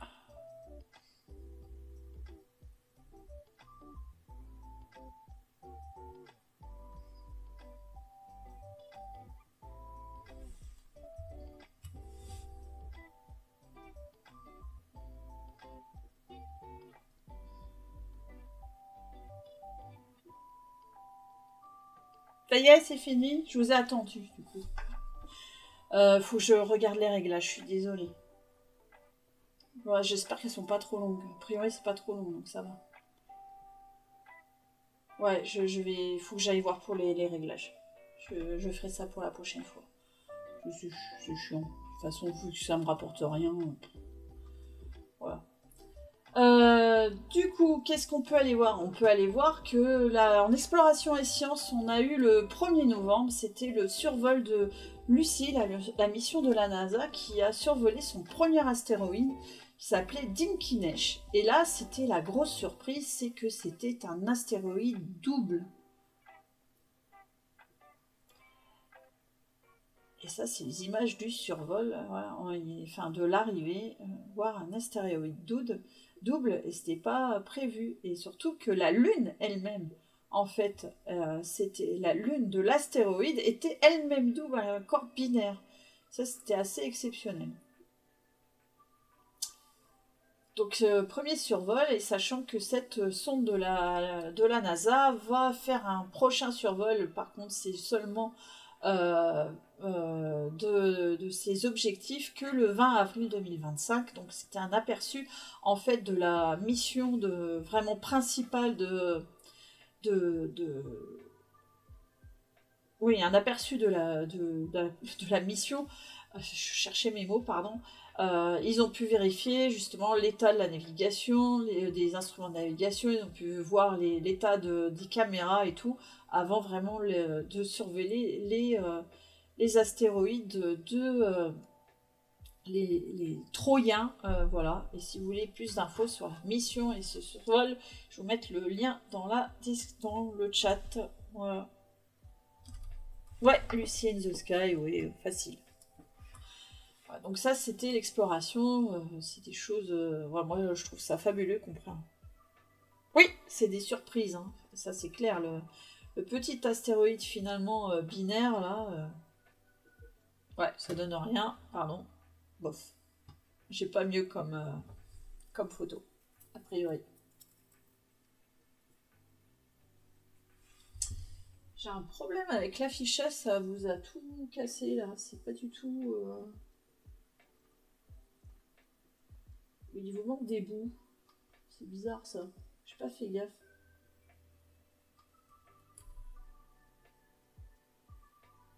J'avais pas fait gaffe que vous manquait des trucs.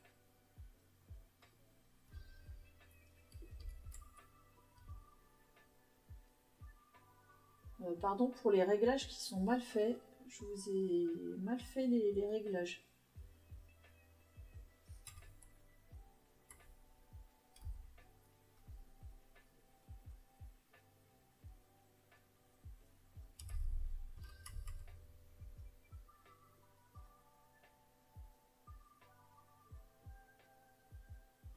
Ah, c'est mieux ça. Pardon, je me suis pas aperçue que ma fenêtre était pas top.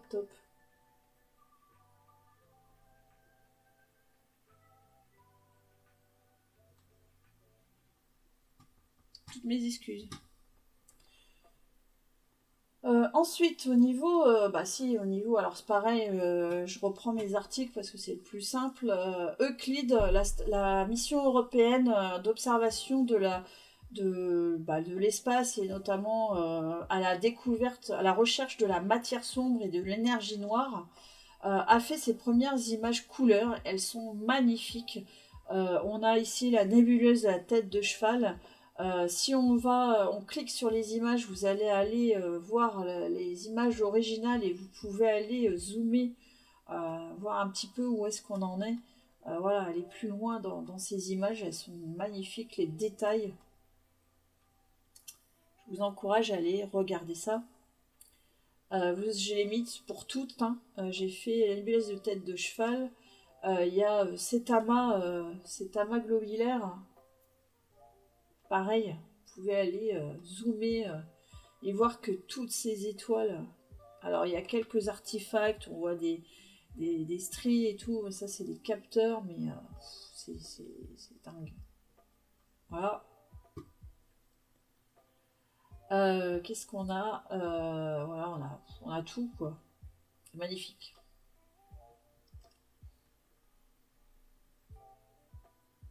Ah, on a des galaxies là, des choses comme ça. Premières images qui permettent de voir que l'étendue des capacités d'Euclide.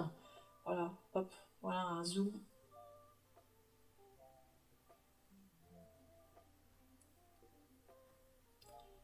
Donc pareil, je vais vous mettre le style, il y a vraiment le lien vers toutes les images et comme ça vous pouvez aller zoomer, allez-y, voilà, il y a les images, il y a tout, c'est superbe, c'est super. Voilà, la mission européenne en tout cas qui fonctionne bien, Euclide, et qui devrait faire des belles découvertes pour les scientifiques sur l'expansion de l'univers, l'expansion de l'univers. De toute façon, il y a le lien, qu'est-ce que les objectifs de la mission. Et bonsoir, Dark Astro.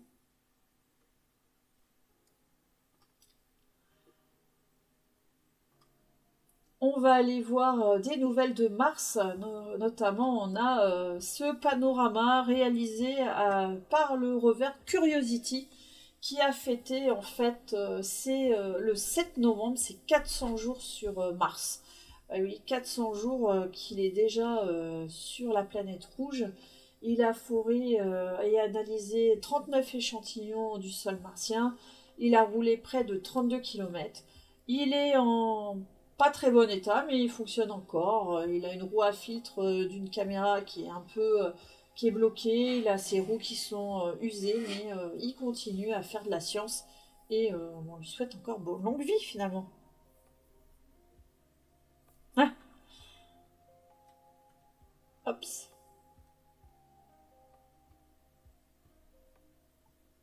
En tout cas, moi, la connexion internet fonctionne là, c'est bien, on a eu le problème au début, mais c'est tout.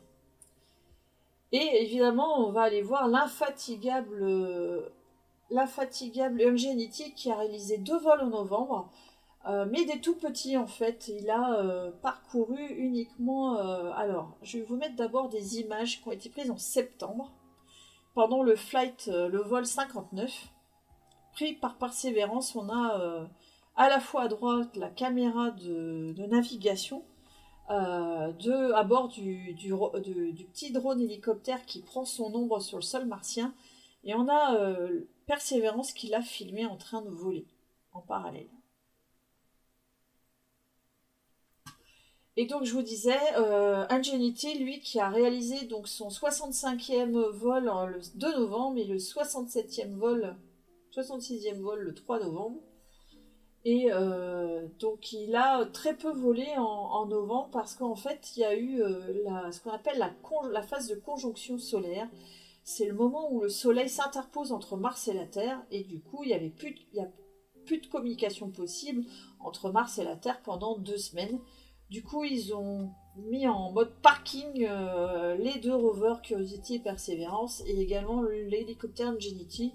Donc, ils ont fait juste un petit vol, 2 petits vols en début novembre pour le placer au bon endroit. Voilà.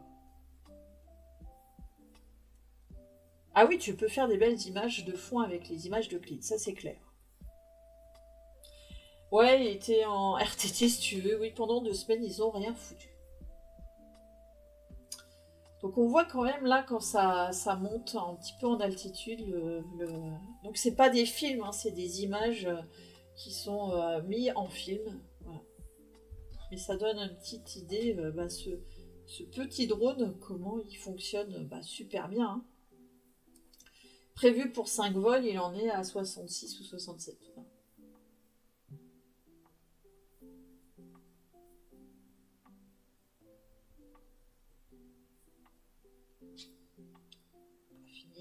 Je vous laisse là le truc jusqu'au fond.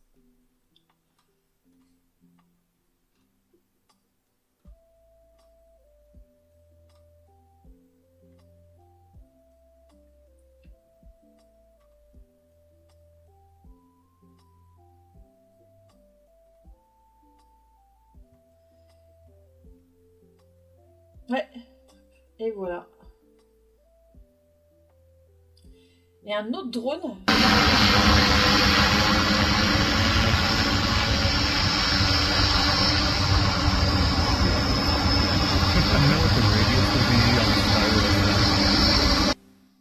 Alors ça, c'est un autre drone alors ça, c'est sur Terre. C'est un modèle de vol là à l'échelle 1,5. Mais c'est un peu la même philosophie que Ingenuity. C'est vraiment... Donc c'est un prototype à l'heure actuelle, échelle 1,5, qui était en test au mois de novembre au Johns Hopkins University Applied Physics Laboratory. Et donc c'est Dragonfly, Dragonfly qui doit voler dans l'atmosphère dense de la lune Titan de Saturne.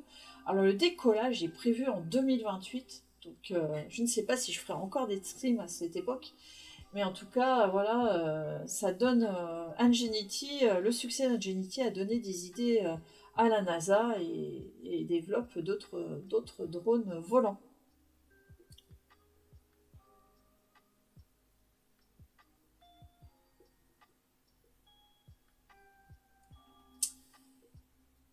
Et si je vous parlais de Chandrayaan 3? Eh oui, Chandrayaan 3 n'est pas fini. Alors, le module atterrisseur, lui, a terminé sa mission sur la Lune. Il ne s'est pas réveillé après la nuit lunaire. Malheureusement, le froid a dû avoir raison de lui. Mais on a le module de propulsion de la mission qui était resté en orbite autour de la Lune, qui lui a fait des manœuvres en octobre et en novembre, pour en fait quitter il était resté en orbite lunaire et en fait il a fait plusieurs manœuvres et en fait il a fait plusieurs manœuvres. Ils l'ont continué de s'en occuper et en fait ils l'ont mis sur une orbite. Il est parti, pardon. Il a quitté la sphère gravitationnelle de la Lune le 10 novembre. Et il est rentré sur une orbite terrestre, en fait, à 230 000 sur 316 000 km. 316 000 km. Donc ce module de propulsion, en fait, ils ont continué à jouer avec, entre guillemets, les ingénieurs de l'Agence spatiale indienne. Et surtout, c'est très intéressant parce que ça veut dire qu'ils sont peut-être en train de préparer une future mission de retour d'échantillons lunaires.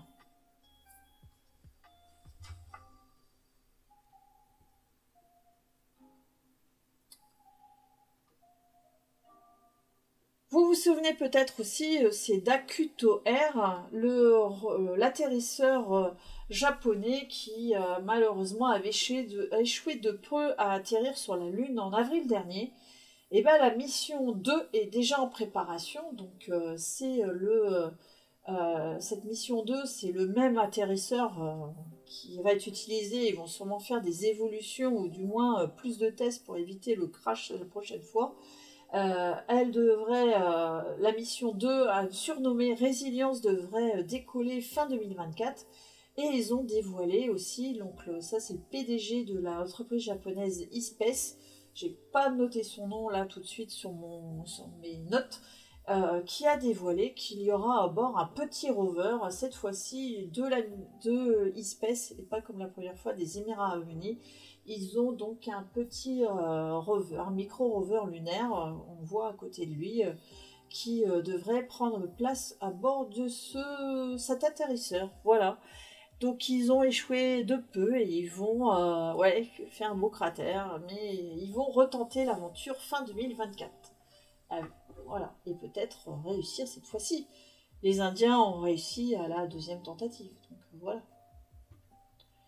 Des petites nouvelles de JUICE. JUICE, la sonde européenne qui se dirige vers Jupiter et ses lunes glacées, va finalement revenir vers la Terre en août 2024. Et elle a fait du coup le 18 novembre une manœuvre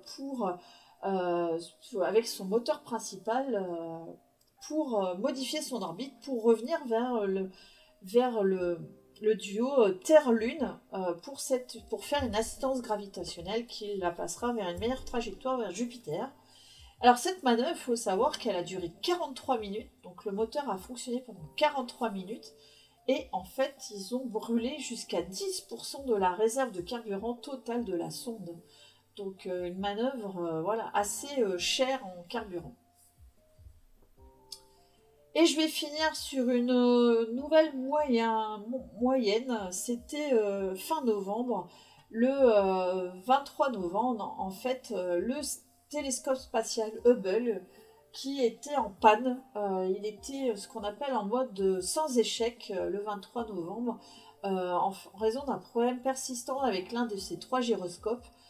Du coup, le mode sans échec sur les satellites, en fait, c'est quand il y a une grosse anomalie qui permet de ne pas garder le contrôle précis du satellite. En fait, toutes les choses non indispensables s'éteignent, et notamment tout ce qui est instruments scientifiques. Et en l'occurrence, donc, le télescope spatial Hubble, entre le 23 novembre et le 8 décembre, je crois, ouais, c'est ça, 8 décembre, a été, finalement, ne faisait plus de science. Il était le temps que les ingénieurs de la NASA trouvent le problème et trouvent un palliatif. Et bonne nouvelle, le 8 décembre, ils ont remis toutes les fonctionnalités du télescope en route et et retournent aux opérations scientifiques. Ouais, c'est ça. Les gyroscopes ne tiennent plus, il se fait vieux, Hubble, et il y a de plus en plus de pannes. Mais il continue à faire un peu de science. Voilà. Et ben j'ai fini avec toutes ces nouvelles de spatial du mois de novembre. Le mois de décembre a déjà commencé et j'ai plein de choses à vous dire déjà, mais je pense qu'on n'a pas le temps. Il est déjà 22h37, donc ça fait à peu près 2 heures avec la petite interruption d'internet au début. Je pense qu'on va arrêter là. Décembre, on verra quand est-ce que je ferai le prochain live. J'ai pas regardé le planning en fonction. En tout cas, non, on ne fait pas du F4 ou du F5 pour redémarrer le mode sans échec. J'espère que ça vous a plu. Internet a fonctionné finalement jusqu'au bout. Dommage pour les gens sur YouTube. Il y aura un replay sur YouTube. Je vais essayer de mettre ça. Je sais pas quand. Voilà. J'espère que vous avez passé un bon moment et que on se revoit bientôt. En 2024, je vous l'avais déjà annoncé pour certains, je pense faire d'autres émissions que des live actu. Et il y aura peut-être une soirée débat avec des gens, des invités, des genres de choses. Je vais essayer de planifier tout ça. Voilà. Et et encore plein de bruit, plein de brrr, voilà. Je vous remercie en tout cas pour m'avoir suivi. N'hésitez pas à m'envoyer des mots sur les réseaux sociaux, en message privé si vous voulez des sujets, en commentaire de mes articles de blog. N'hésitez pas à commenter, faites vos retours, ça m'ira bien. On va voir qui on va faire en raid sur Twitch, et je vous remercie pour cette bonne soirée. À bientôt, et voilà, à bientôt. Et surtout, comme dit Dark Astro, continue de rêver.